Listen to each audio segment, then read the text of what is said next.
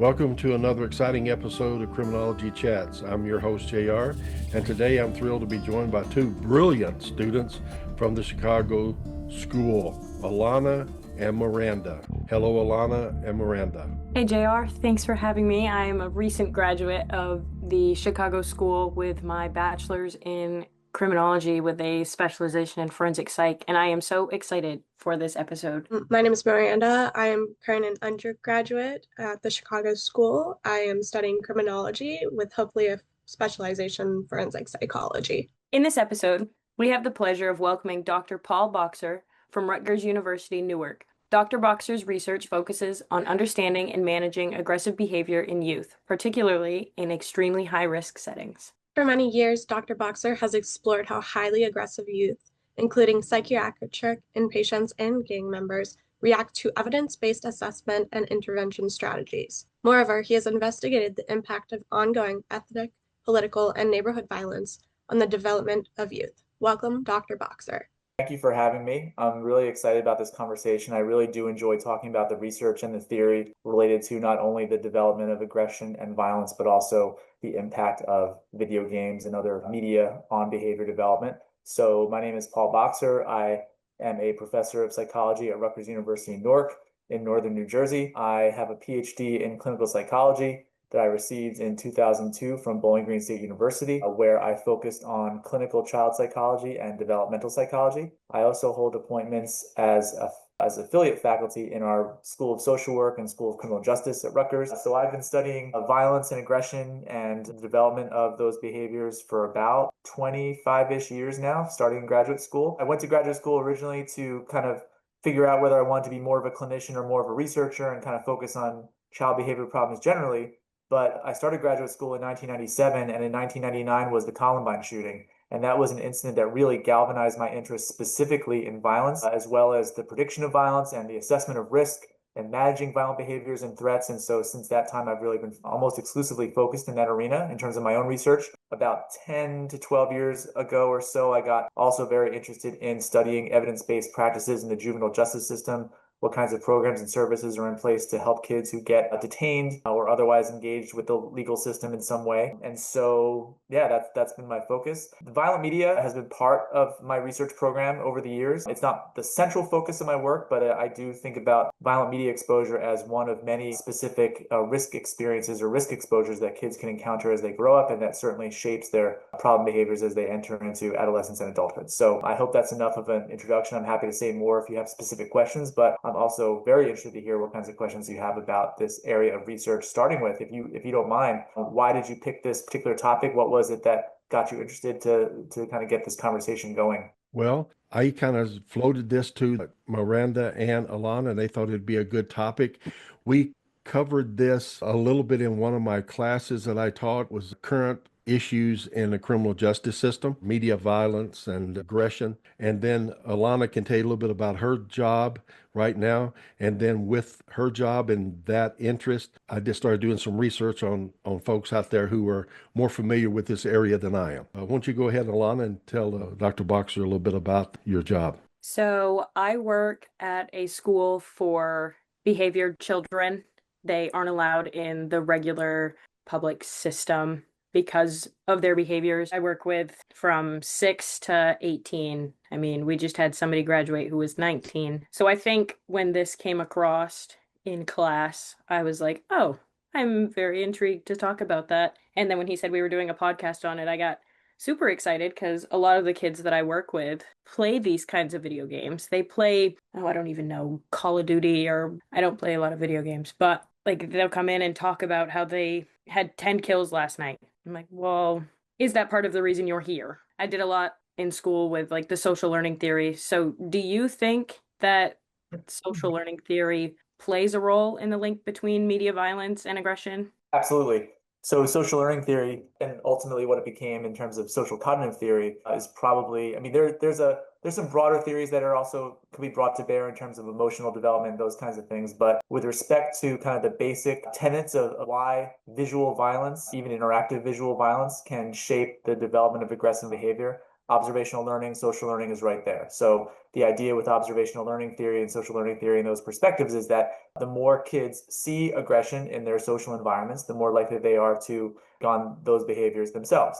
And so playing a lot of violent video games, watching a lot of violent television or film or other videos is what is essentially serves as visual social models for the learning of aggressive behaviors, and hence that theoretical perspective then is very easily brought to bear on that. Absolutely. So, do different forms of violent media affect aggression and violence in different ways, like video games versus like UFC fights on the TV? Yeah, that's a great question. So I actually was thinking that given that we're being kind of conversational and maybe even a little bit folksy here, you guys might want to hear a little bit about how this area of research even got started. It was essentially by accident back in the 60s. Eventually, people would have studied the effects of violent media on behavior, but in terms of how the field actually got its start, it was purely coincidental. So there was a researcher, he passed away several years ago. I actually had the really distinct honor and pleasure of working with him for some period of time. His name was Leonard Iron. He was a clinical psychologist, and back in the late 50s, early 60s, he was I guess the chief psychologist for Columbia County, New York. He worked for a local foundation there and he provided mental health services to kids. I wanted to start a research project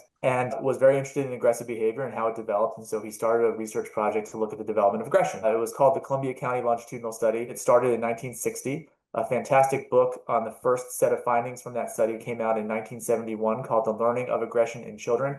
I know that sounds like forever ago, and it was, but Len was one of the original sort of progenitors of social learning and observational learning theories, and really did a number of pioneering things with respect to the study of aggressive behavior and behavior development more generally. In any event, in that study, one of the things that they did was they were, of course, interviewing parents about the behaviors of their kids. These were all third grade kids, and so they're interviewing their parents, all kinds of questions that you might, even ask today if you're going to do this kind of research. So asking parents about their disciplinary strategies, asking parents about how well they got along with each other, how well the kids were doing in school, all those very basic standard kinds of questions that anyone studying development would ask. But one of the other things they asked was, and they put this in the original survey as filler, they asked the parents to tell them what were the child's favorite television shows. Just like I said, as filler. When you build a long survey that's going to take a couple of hours, you want to put some questions in there that are a little bit more maybe fun or interesting to kind of break up the tedium of otherwise very intense kinds of questions like, does your child misbehave? Do you hit them? Do you reject them? Et cetera, and so on. So they put these questions in there and they were filler, asking the parents what the kids' favorite TV shows were. And in fact, they were so filler, so not central to the hypotheses of the original study, that when they coded those data, they actually called them in their data catalog Ladies' Home Journal, because they were the kinds of questions that you might see being asked of moms in Ladies' Home Journal, which was a magazine primarily targeting women, especially housewives back in those days. So they called the questions Ladies' Home Journal, thinking of them not being very significant at all. And then at one point, Len just decided, might be interesting to take a look at what kinds of TV shows these kids are watching. It was still, the early days of television, but there still was some variety. And what they discovered actually was quite striking to them. And these findings were first published in the American Psychologist back in, I think, 1972 is when they finally got to these data points, that the kids who tended to prefer more violent television shows actually had higher levels of aggressive behavior.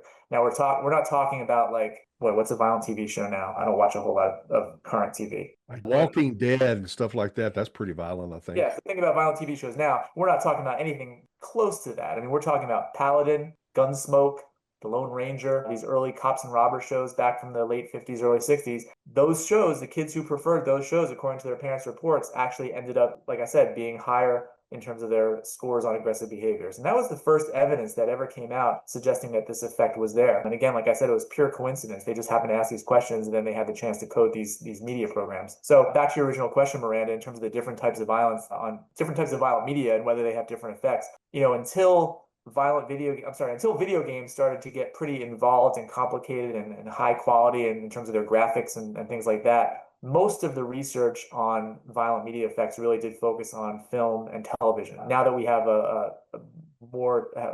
many more years of incorporating video games, the effects don't appear to be all that different. In some cases, there's been theorizing and some results suggesting that the video game effects are a little bit stronger because they do engage kids interactively, whereas a TV show or a film is more passive, but the effects have been pretty consistent, and there isn't a lot of theory otherwise to explain, why TV or film or violent or video games other than interactivity would have a larger effect. Now, one thing that has not been taken into account as much recently, although it can and should be fairly easily, is now we are in a media environment where kids can access media content in so many different ways, right? I mean, I can't even imagine being a 10, 11, 12-year-old kid, being able to just open up a smartphone and see whatever I felt like seeing at that exact moment, no matter where I happened to be. I mean, if you wanted to watch a TV show in the 80s, you waited until it came on in the TV guide, you sat down in front of the TV, you turned it on, you watched it, you turned it off, it was over. The media environment is obviously completely different now. So I haven't seen yet a study that really tries to break down the mode of exposure, whether the kids are watching on their phones while they're driving on road trips with their parents, whether they're in school, these kinds of things. But I mean, basically, if you go by observational learning theory, and I know, Alana, that's of interest to you, if you go by that, theoretically, the more exposure you have, the stronger the effect will be. And so the different ways in which kids can access media now certainly should have a link to the strength of the effect of that media. Back in the 50s and 60s, as I was growing up, and don't laugh, I don't want anybody to laugh about my age, but anyway, even cartoons were pretty violent. Yeah. On Saturday mornings, because you had the Roadrunner, showed good triumphs over evil, just about all of them, but it showed a lot of violence there, blowing up, a shooting, even in the cartoons that the kids watched. Yeah. So Yeah, so as you might expect, given what I study and how I feel about it, or what I believe about the findings, I have 3 kids now. When my son was my firstborn, and we tried very hard to ensure that he was not going to be exposed to any violent media, including cartoons. And so when he was very little, if he was going to watch TV or we're going to let him watch a show, we put on Sesame Street, and other shows along those lines. So we weren't showing him Bugs Bunny or any of those kinds of cartoons where there was even cartoon violence, Tom and Jerry. But we were on a trip one year, actually going to a research conference. My wife is also a psychologist, and we were in the airport waiting for our flight. And they had one of those child's corner places with like play area, and they had a big screen TV up there. And on that big screen TV was Popeye. My son's kind of playing, doing his thing, and then he looks up and he sees Popeye and he's watching. It was one of those scenes where Bluto, I guess, was, provoking Popeye in some way. And so Popeye opened up a can of spinach and ate the spinach, and his muscles popped out and they started fighting. And it was just mayhem on the screen. And my son was absolutely transfixed. And that was the first time he'd ever seen any kind of violence at all on any screen. He was about 3.5, 4 years old at that point. And he's watching, eyes wide, mouth agape. And he's watching for a few minutes, and then he turns to me and he says, "Daddy, why is he hitting him?" Right? He was completely like struck by this. These kinds of images are very engaging for kids. There's a lot of action, there's a lot of activity on the screen, and so it's no wonder that kids can sometimes be drawn to this. But we try, but even with cartoons, it can have that effect. Do you think there are certain protective factors like parental involvement or positive role models that can change how violent media affects children? Like, for instance, like you were saying, you tried to keep your son away from it, but he still ended up seeing it. But do you think having that discussion and explaining to him why that might have had a different outcome on how violent media affected him versus how it might affect somebody who doesn't have that kind of involvement with their parents? Yeah, absolutely. Now, obviously, as a 4-year-old, I'm not going to explain much to him in terms of the broader developmental risk matrix. But when he was 12, I could talk about him all day and night. I mean, I've got all kinds of stories about my son and violent TV and that sort of thing. He's doing great. He's in college. He's having a fine time. But when he was 12, that was when a lot of his friends started playing Fortnite, which still I don't understand why kids like that. It's just such a silly game. But whatever. I'm old too. But he wanted to play Fortnite. He wanted to have it. He wanted to download it onto his iPod, and we weren't letting him. And he was getting so frustrated. And he was like, "Dad, can I please just download? Can I please just play Fortnite? Everyone plays Fortnite." I'm like, "All right, listen. You're a bright kid, so you should be able to understand this now. If I give you an article about why violent video games are bad, and you read it and you write me a summary of what it says, we can add Fortnite." He's like, "Okay." So I gave him an article that my friend Brad Bushman, who is one of the leading violent media researchers in the world, wrote for Psychology Today. It's a blog piece about violent video games and how they have their effects. And Brad's article was great because it really got into all the different developmental influences that we know of on aggressive behavior, right? So if you have a kid who ends up in prison, in jail, in the school, a lot like where you work because of problems with aggressive behavior, they're not there because one time they played a violent video game. They play violent video games every day. They're there because of all kinds of factors that all come together, right? So violent video games is very likely to be one of those factors, but also the kinds of relationships they have with their parents, the kind of community that they live in, maybe some biological risk variables that they have no control over. I mean, there's still a strand of research suggesting that early lead exposure can be problematic along those lines, right? Their diet, their sleep habits, all these things that we know affect behavior, right? All of them in a broader matrix. So when you have a kid who gets to the point where they're engaging in violent behavior, it's not because just last night they played Call of Duty, although they might have played Call of Duty last night.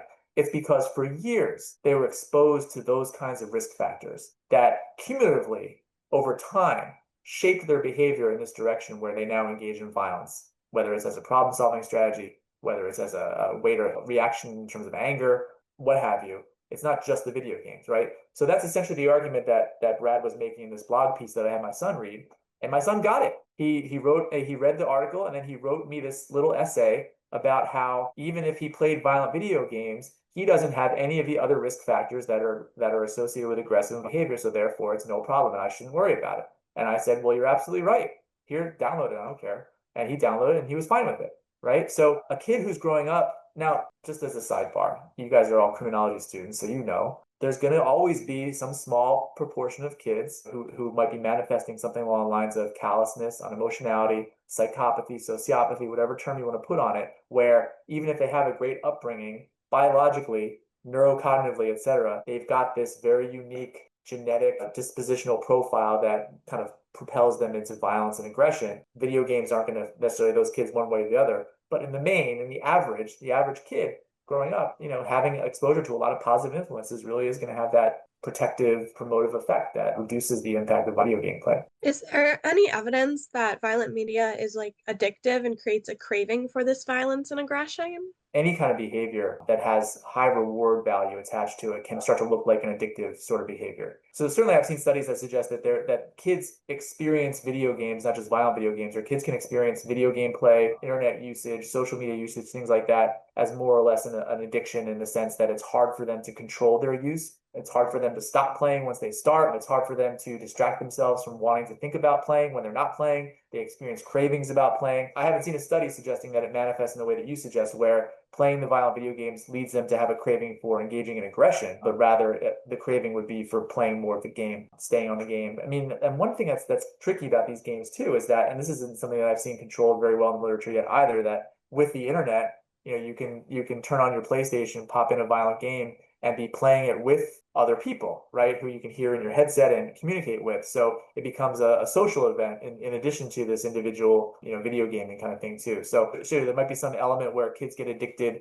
to the whole experience of being immersed in that world, and they're with their people that they play with, and they're enjoying the game, and they're relating to the game. But I haven't seen a study like you asked about where the addiction, or whatever you want to call it, to the game actually results in craving for manifesting real world aggression outside. I have a question of study where people who have been incarcerated as an adult or as a juvenile that was put on trial as an adult, has there been any studies where they actually interviewed any of those folks and asked them these questions about along with their upbringing? I know we focus a lot on head trauma, we focus a lot on other things, but have they ever interjected into that, their habits of watching violent video games? And yeah, so we did that study. We have not been successful in publishing the results because we've had reviewers very concerned about the way we were getting our data, and I'll explain that in a moment. So what you're asking essentially is these kinds of studies, has there been data to suggest that the individuals who end up incarcerated for violent crimes or other kinds of crimes have had a history of involvement in those kinds of media? So the optimal way to do that would be prospectively, where you start out with a sample of, hundreds and hundreds or thousands of kids, and you follow them, ascertain a sample that has kids at higher risk, perhaps for being on that kind of trajectory, and you follow them for years, and you see who ends up being incarcerated, who ends up perpetrating certain kinds of crimes, and then you look at earlier what their involvement in the media happened to be. Now, that's a tricky study to run because it takes a large sample and a long time period. So in the absence of that, many years ago, we did a study. We had some funding from the Centers for Disease Control where we did do data collection with adult offenders who were incarcerated in Indiana state penitentiaries. And what we did to try and find out about their childhood exposures is we used this interview technique to get at retrospective reporting. It's at best a one-off. It's never going to be a good substitute for actually following kids from early on. But we said to these adults, okay, we want you to think back to when you were about 7 or 8 years old, first grade, second grade, third grade. Put yourself back in your shoes at that time.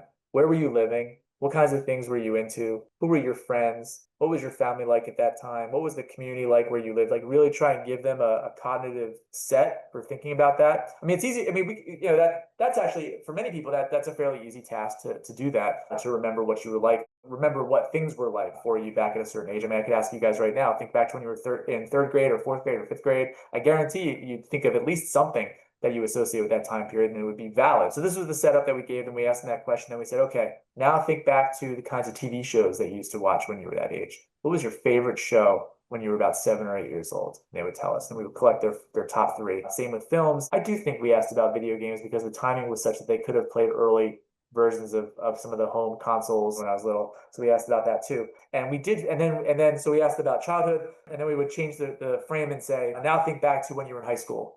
Ninth grade, 10th grade, where were you living at that time? Who were your friends at that time? What kinds of things were you interested in? And then tell us about your favorite TV shows, movies, and video games when you were in high school. And then tell us about your favorite TV shows, video games, and movies now as an adult. And so we did collect these data. We asked the question that way, and I'll talk in a little bit about what we actually do with those data, but in terms of coding them. But we were able to validate that the shows that they were telling us that they were into when they were kids were actually shows that would have been on when they were kids. So, assuming we had like a 30-year-old respondent, we could look back 20 years to what shows were on in that period and it lined up. So we know that we did get valid responses. Whether they actually watched those shows a lot when they were little, that's a harder task to get them to fully remember, but we did get some validity there. We also replicated the basic effect at that point that the adults who were violent offenders had higher preferences for violent media when they were younger than adults who were not violent offenders. And in terms of some of the measures we collected from the adults in terms of their current levels of aggressive behavior, how often they get into fights, how often they're yelling and screaming at other people, how often they're punching or kicking other people, those also were associated with their earlier violent media scores. So we do have those data. But like I said, we've had some trouble getting those data. We've presented them at a lot of conferences, but we've had trouble getting them published because the reviewers end up being very unhappy with our retrospective method of assessment. And when I get that, I mean, as a reviewer, I might not be as happy with that myself, but it's very difficult otherwise to get data on early development in people that you're just meeting for the first time as adults who would have been, in many ways impossible to follow earlier on to get a large enough sample because, most people don't become violent offenders. It's a small minority of the population that ends up down that path. I feel like this question could be more of opinion-based. Media industry has any responsibility in how violence is portrayed to younger audiences? More they could do or less they could do? Oh, there's all kinds of things they could do if they wanted to, but they don't want to. They've been very clear that they don't want to. If you ever want to really kind of nauseate yourself, there's this great video on YouTube called something like 30 Years of Violent Video Game History or something. It's just a stream of clips from violent video games starting in like 1980. And it shows as the video goes, it transitions from, the games that were around in 1980 all the way through the 90s and 2000s. And obviously there's been a lot of progress in the technology that's used to drive these games, right?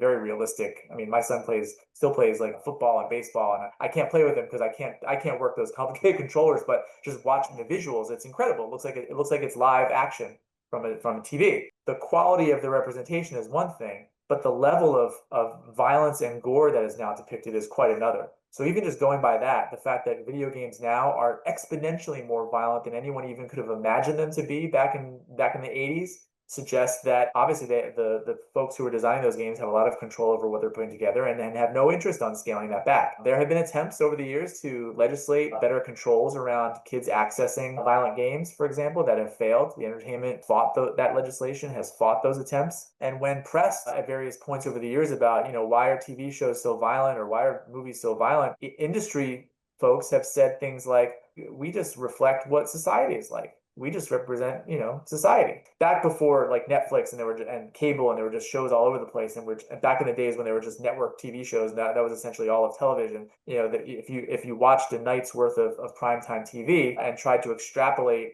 the violence that you see on that TV and say, okay, well, if this is reflecting the real world, what's the real world like? The real world, nobody would be living anymore because there's just so many murders being portrayed in these shows, right? So it's never really been, of course, the content and themes and things like that are going to reflect real world incidents and themes and current events, but the level of violence that appears in the media is always greater than what you would see in real life. So, they're certainly accountable. We don't want to scale this back. So I think there's certainly acknowledgement that they do have some control over what they're putting out there, but there just isn't a whole lot of interest in doing anything about it. And the response typically is, well, parents should be parents and monitor what their kids are watching and minimize what they're being exposed to if they think it's bad for them. And we'll put ratings on them and we'll make sure what the level of content is. But But I'm sorry, I'm a parent and I also happen to study adolescent development generally. And so TV 14 is just completely meaningless as a rating scheme because, I mean, what does that mean? It's okay for 14-year-olds. How? In what ways is this content acceptable for 14-year-olds? What do you mean exactly? Is there any evidence to suggest that these violent medias have changed societal norms and the morals within people? That's a loaded question. That's an awesome question. In my opinion, yes. In terms of collecting data to support that, it's tricky. I mean, you have to think about the data to address that question would have to come at the level of like, well, how would we measure and capture a social norm, right? Like, what would a social norm be? What we are comfortable with, what kinds of laws are on the books, what kinds of media continue to be accessible. I mean, I think one index of what we're willing to tolerate as a society is simply how violent the media itself have become, right? So, and how accessible they are, right? So if we truly, as a society, were really uncomfortable with kids being exposed to violent media, it really wouldn't be so easy to just turn on Netflix and watch a violent show. Let's say that as a starting point. Yes, you can put parental controls on the TV. Yes, you can really closely monitor your kids and really shape what they're doing. But at some point you have to let kids develop and when kids enter into adolescence, you can't monitor their behaviors all the time and you can't catch what they're doing all the time and kids can still get have exposure to they can get almost anything they want to see. And if they can't get it on Netflix, they can just open up YouTube and maybe they can find it there too. And if they open up YouTube and they try to watch a video that YouTube has decided is for adults, and therefore they can't watch it without a sign-in verifying that they're adults, they can just go create an account that makes them adults online and then watch it on YouTube. So then maybe that's not the best or most satisfying explanation. I'm really curious to hear your thoughts about this too. But like one index of what social norms are is what society is going to tolerate and what society then reflects in terms of the media content that gets generated. Because media content's everywhere now. The fact that kids can scroll Instagram and see real life shootings, that's a big deal. I couldn't have seen that 40 years ago at all, but now the technology are there to allow that. So that's one index. I think another index would be you'd have to try and get into things like how tolerant are people of things like crime or violence and war and that sort of thing. But I think another index of this, and I'm sorry if I sound like I'm rambling on this. I'm really trying to piece together how would I measure this, because it's a question I think about a lot. Because as I said, one of the things that got me into this field to begin with was the Columbine shooting. And I'm not trying to sound like an old guy here, and Jerry, you might want to jump in too, but like it's really hard to convey, given how things have been over the last 10 to 15 years, what it was like in 1999 when Columbine happened in terms of what the response was like. Columbine was insane. I don't remember the exact body count at this point, but lots of kids got killed. Heavy duty weapons were used. The perpetrators of that were, they committed suicide on the scene. The destruction was horrendous. It was this massive, large scale, extremely high profile, horrible tragedy that was, that dominated the news for days afterward and led to all kinds of discussion in Congress and the president and the massive proliferation of violence prevention programs. I read an article that came out in 2000, and in just like 1 year after Columbine, there had been something like 10,000 new prevention programs. Now they really ranged in quality. I mean, you'd have like one guy saying, "I'm going to come talk to your students about bullying," and that they considered that. But like, just it shifted the fields all of policing, of threat assessment, of national security, of guns, of psychology, of criminology, in just on all these different ways. It was a huge thing, and that's why it shaped my career, in a lot of ways too. But now there's a school shooting, and it's in the news for a couple of days, and then it's gone. And then a few weeks later, there'd be another school shooting, and it's in the news for a couple of days, and it's gone. Parkland, Sandy Hook, Uvalde, these really big ones. I mean, we know that Sandy Hook had a huge impact too, but even by then, the level of attention and the impact that it faded pretty quickly, relatively speaking. And there have been so many school shootings now, not quite to the level of Columbine, but maybe a little bit below that don't even get reported anymore. They're not even considered, newsworthy at this point. So where am I going with this? I mean, so if I had a measure of societal sentiment around school violence and school shootings and mass shootings, and it was tracked over time from Columbine onward, I think you would absolutely see that people, yes, they care about school shootings. Of course, nobody wants kids to be killed, but how important they think it is, how troubled they are by it, how numb they are to it, those are indicators, I think, over time that would suggest that as a society, we are certainly much more comfortable with violence than we have ever been, at least in modern society. What do you think? I think that norms and morals have definitely changed over the years, because violence is so common in media, you see it all the time, you become, like you said, numb to it. It's normal, it's part of society. So yeah, your morals and the norms are going to be shaped around what is you see every day on a day-to-day basis. Absolutely. And this is where, I mean, I'm not going to get political here, but there's, from a broad socio-political perspective, the people who produce content and who act on a societal scale in the way that they want to act oftentimes have a very good understanding of how norms get shaped and developed, what habituation is, right? Let's say I'm a teacher, I'm running a classroom, and when I start out, if the kids are misbehaving, I scream at them, right? The first time I do that, they're going to jolt. Wow, Mr. Boxer's screaming at us, and we better stop this bad behavior. But if that's what I do every single day, eventually they're going to get used to it, and it's not going to have the same kind of impact anymore because, oh, Boxer's screaming again, right? That's just a tactic that he uses. And the same principle can then be applied to, any kind of tactic that gets put into play in terms of getting people used to it. So again, I'm not trying to get political here. I'm just describing what's happening on the ground.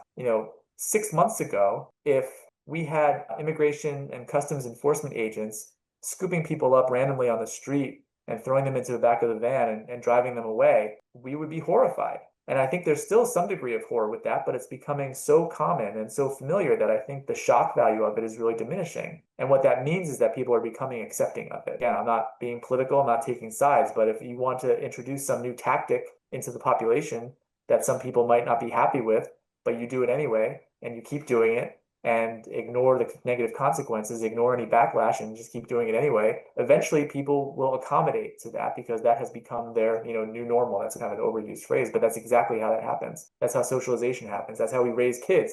We raise them to be good people by rewarding them when they engage in positive behavior and modeling positive behavior for them so that becomes normal to them and they accept it and it becomes part of their kind of repertoire. So yeah, the more violence you see, the more comfortable you'll get seeing it, the less emotionally reactive you'll be to it. And then, of course, the easier it is for you to engage in it because you no longer have the same kinds of constraints against it that you would have otherwise. That all sounded grim. Sorry. No, I understand that. And I think that is so true. If you're exposed over and over to certain things, then you think that's normal. And that's what you should be doing, period. Right. So I'm really curious to hear, especially Alahna and Miranda, I mean, from any of the studies that you've seen or read about, what are your thoughts about the other side of this equation where you've got some scientists out there saying absolutely not, violent video games do not cause aggression in any way? Have you come across that work? And I'm curious to know how you've engaged with it. I came across it a little bit. I can't remember who it was, but they were saying that because there are so many other factors like family or socioeconomic and mental health and all these other factors that go into it, that they couldn't just say like violent media had this impact and this is why they're aggressive now. So I mean, to a point, I mean, I could kind of see it, but at the same time I was like, but there's so much research that shows that it is linked. It is somewhat linked into how violent media and aggression correlate together. Yeah, there's certainly some validity to the idea of thinking about, well, yeah, we grow up in this environment where we're exposed to all different kinds of things, and it's going to be hard to pinpoint one thing, and that's true. But not only is that true of violent media, that's going to be true of bad parenting, and that's going to be true of violence in the community, and that's going to be true of that one time you ate food dye. And that's going to be true of like having a bad teacher one year, right? We have all these different things that we know affect behavior, right? Kids who are in the child welfare system, for example, they're there because they were maltreated as kids. The maltreatment is not the 100% sole determinant of how they're now behaving, right? Because there's plenty of kids who are maltreated and who do not have problems afterwards. They're able to cope with it, or they get good services, or they end up in a good foster care situation and they're fine. There's other influences too. And so what's always been interesting to me about the folks who claim that violent media don't have effects because of the reasons that you're outlining, Alahna, is that they'll readily point to harsh parenting, maltreatment, community violence, real world violence, trauma, etc. as, oh, absolutely, those things cause aggression and violent behavior, but video games don't. Fortunately, this is why I love being a psychologist sometimes. Fortunately, we have ways to deal with that issue directly, and it's called the experiment, right? Are you criminal justice students or psychology students or what? Criminology. Yeah, I don't know how criminology gets into these kinds of experiments, but basically, the researchers have developed ways to measure aggressive behavior in a safe laboratory setting. All different kinds of methods for this. So one way you can measure aggression safely in a lab setting is with a technique called the noise blast, where You convince the participant that they're involved in some kind of competitive game, and if they lose the part of the game, they can blast their opponent with noise. And they calibrate it so that you're not going to damage someone's hearing. And if you lose the trial, you can hear a noise blast. And it's like really loud air horn type sound. It's very aversive. So it's aggressive. This is not the kind of thing that you would want someone to do to you, right? You'd be motivated to avoid it. It's irritating. It's really shocking and upsetting to experience this noise. So that's one way that researchers will model aggressive behavior in the lab with this noise blast, giving people the opportunity to blast someone else with noise. Okay, you bring people in for the experiment, and the experiment could be they're going to either be assigned to watch a violent TV show or a neutral TV show, play a violent video game, or play a sports video game with no violence, but the same activity level, right? There's all different ways to set up those conditions. But the important part of the experiment is the piece of it that is called random assignment, okay? So let's say you have let's say you recruit 100 undergraduates from your Psychology 101 class to join this experiment, right? And when they come into the experiment, they are randomly assigned to being in the aggressive media condition or the neutral media condition. It's totally random, right? And what the total randomization does is it allows the researchers to say, okay, we know there's a lot of differences in the people have a lot of individual differences. Some people are more aggressive than other people. Some people have backgrounds where they grew up in really violent neighborhoods and some people didn't. But I'm randomly assigning them this pool of people with all these different characteristics. And because I'm randomly assigning them, theoretically and statistically and methodologically, that is the only thing different between these groups of people, right? So when you randomly assign, you're saying, well, there's going to end up being some people with violent histories in this group, and there's going to be some people with violent histories in that group. It's random.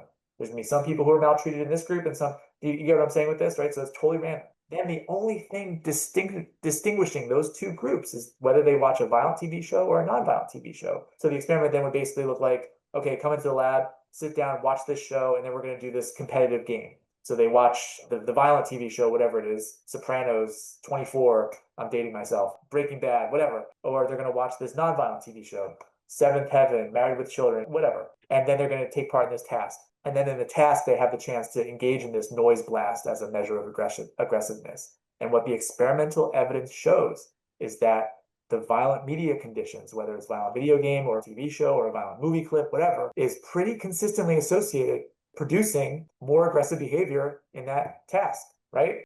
So when you have that kind of evidence, you can talk to the people who are saying, oh, well, what about all these other things? Like, well, yeah, in a field study, we'd have to be concerned about all those other things, but this is an experimental study. And the experimental study shows us pretty clearly that violent media is associated in the lab under controlled conditions with aggressive behavior. And so that's a very clear response to that. Yeah, that makes sense. I understand that and the experimental studies like that. But what I think some of the other academics will say is, and they'll use, I think, research, I won't say specifically with serial killers, but they'll say, hey, we can show that people who do the real aggressive, violent behavior, they not only engage maybe in violent video games, discard the fact that they were violent to domesticated animals, beaten as a child by their parents. They had head trauma. So you got to add all that in. I think that they're always going to say that can't just go to one factor. Then we understand that all that together is probably a predisposition, and that's why they did what they did. Right, and I would never disagree with that, actually. And some of the individuals who are on that side of the argument that I've engaged with, I interpret that very much like a straw man argument, because no one in my camp, and there are camps here, right? I hate to use that expression, but it's kind of true. No one who's in the sort of mainstream scholarship here who understands and respects and acknowledges the findings of the violent media work has ever said that playing violent video games will make you a serial killer, or that playing violent video games will make you a violent robber, a violent criminal of any type. No one's ever made that claim. Head trauma and only head trauma causes serial killers, or psychopathy and only psychopathy causes serial killers. Because even psychopathy, there's research suggesting that in some cases you can have kind of the genetic propensity to be a psychopath and end up being like, people won't like you necessarily, and you maybe not be the nicest person, but you're not necessarily doomed to become a violent criminal either, right? So development's very complex. And again, like I said, none of us has ever argued that violent video game play or violent TV shows or violent films will turn someone into an aggressive, violent criminal. No, we've always made the argument that at best, in a broad matrix of risk like that, it might increment your risk a little bit in the context of all these other things that are happening simultaneously. But what that means is that if you separate out the violent video game, if you say, okay, well, if folks who don't have that, they could still end up at that high level of risk from these other things too. And the video games might, bump it up just a little higher. So that's always been the case that any of folks kind of in my arena will say, but from the other side, they try to use that as a cudgel and say, well, if you can't pinpoint violent video games as the sole reason that people become serial killers, then your whole theory and research is just bunk. I mean, that's just a bad faith argument. Yeah, that is.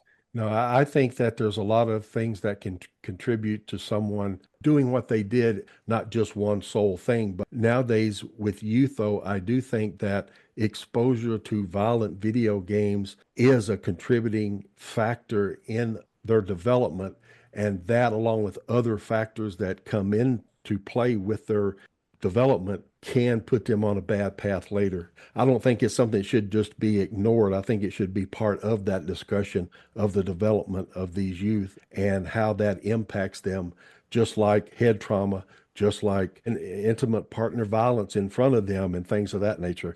All that I think can contribute to their development. And that's my 2 cents worth. Yeah, absolutely. And what's interesting about this too is that, just staying within the media framing a little bit, some of these folks will readily admit that educational media, pro-social media, are good for kids, that they shape good outcomes like academic engagement and being nice and kind and that sort of thing. Well, if positive media can produce positive outcomes, negative media can produce negative outcomes. It's the same process, just flipped. And so, yeah, I agree with you, Jerry. No one's ever going to make the argument that one single social influence is going to be the be all end all of how somebody ends up the way that they are. Even then, we know how damaging like a traumatic brain injury can be in terms of affecting someone's personality. There's still so many other factors that can put a check on problematic behavior that it's never going to be just that. So I appreciate this discussion. And I didn't ask Miranda or Alahna, do you guys play any violent video games? Do not. I also do not. Okay.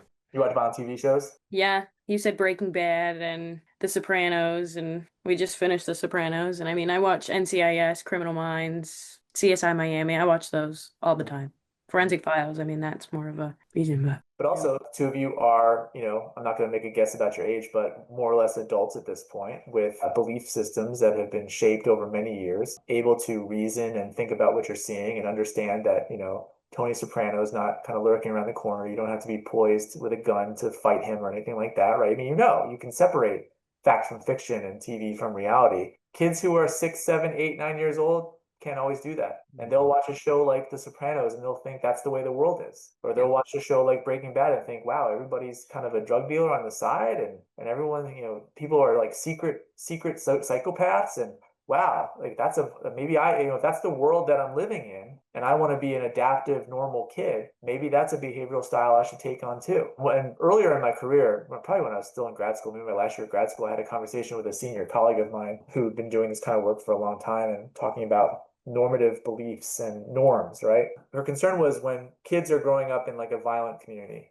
like let's say a very heavily urbanized area of a city where there's a lot of crime and violence. If kids grow up in those kinds of circumstances and then go on themselves to become aggressive and violent, calling those kids abnormal or psychopathological in some way is actually doing them a disservice, because in the context of like normative social development, they've done exactly what they were supposed to do, which is look around for cues in their environment about how older kids and adults behave and adapt accordingly. And so if you're growing up in an aggressive, violent neighborhood and you become aggressive and violent, yeah, you're going to get yourself into trouble. I'm not saying that's a good thing, but from a brain development, social development standpoint, you're doing exactly what you're programmed to do as a human, which is adapt to your surroundings. And so the kid who grows up in a violent neighborhood and doesn't take on that behavior, stays in school, gets good grades, goes on to success, that's abnormal. If most kids are doing the opposite of that, the ones who are succeeding and having positive behavior, they're the ones who are demonstrating abnormality, right?